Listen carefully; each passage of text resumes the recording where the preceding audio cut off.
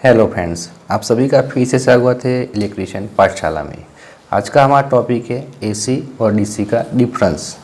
सबसे पहले हम एसी के बारे में जान लेते हैं। एसी यानी कि 230 वोल्ट एसी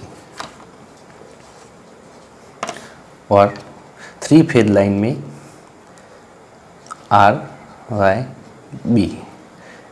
इन 3 फेज लाइन में 2 फेज के बीच 440 एसी हो जाता है। एसी का वेव फॉर्म कुछ इस तरह से होता है, इसीलिए इसे एसी लाइन कहते हैं, क्योंकि एसी का मतलब ही होता है ऑल्टरनेटिव करंट।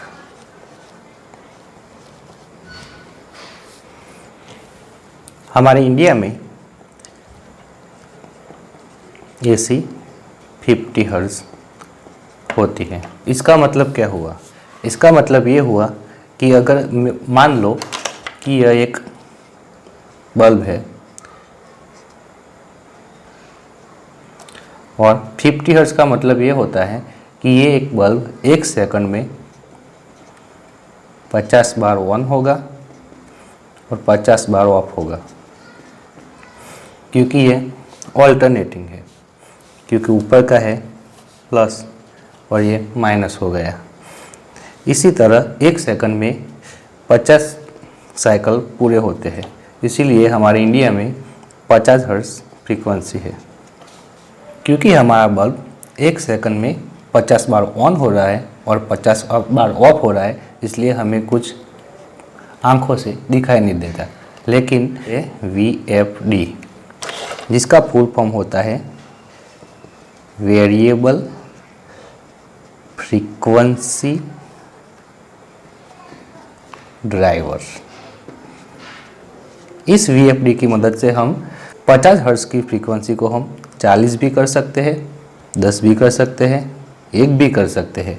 तो आप इस VFD की मदद से आप देख सकते हैं कि हमारा बल्ब 1 सेकंड में कितनी बार ऑन हो रहा है। अगर हम VFD को 1 पर सेट कर देंगे तो हमारा बल्ब सिर्फ एक सेकंड में 1 बार ऑन होगा और 1 बार ऑफ होगा।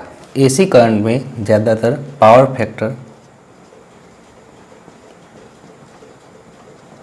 मायने रखता है। पावर फैक्टर का मतलब क्या है? पावर फैक्टर मतलब इस वेवफॉर्म में वोल्टेज तो यह चल ही रहा है, साथ में ही करंट भी चलता है इसी तरह से। लेकिन हम जब कुछ ऐसे उपकरण चलाते हैं जिसकी वजह से हमारा करंट या तो आगे निकलता है या तो इस तरह से पीछे रह जाता है। अगर जो हमारा वोल्टेज से करंट पीछे रह गया तो उसे हम लैगिंग कहते हैं। अगर हमारा वोल्टेज से करंट आगे रह गया तो उसे हम लीडिंग कहते हैं। सबसे अच्छा पावर फैक्टर 1 होता है। डीसी के बारे में बात कर लेते हैं। डीसी में कोई फ्रीक्वेंसी नहीं होती, क्योंकि डीसी एक डायरेक्ट करंट कहलाती है।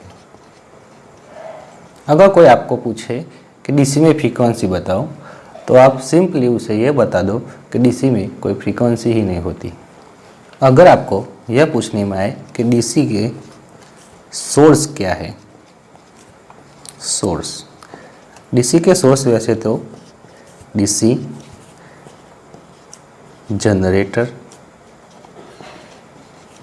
या सोलर, और एक और तरीका है जो है हम एसी टू डीसी करते हैं, जिसे हम रेक्टिफायर की मदद से, रेक्टिफायर यानी कि डायोड, आपने देखा ही होगा इस तरह से। इससे हम एसी से डीसी में कन्वर्ट कर सकते हैं। अगर आपको पूछने में आए कि एसी और डीसी के बीच में डिफरेंस क्या होता है, तो आप सिंपली ये बता दीजिएगा कि एसी में 50 हर्ट्ज फ्रीक्वेंसी होती है, जबकि डीसी में फ्रीक्वेंसी नहीं होती।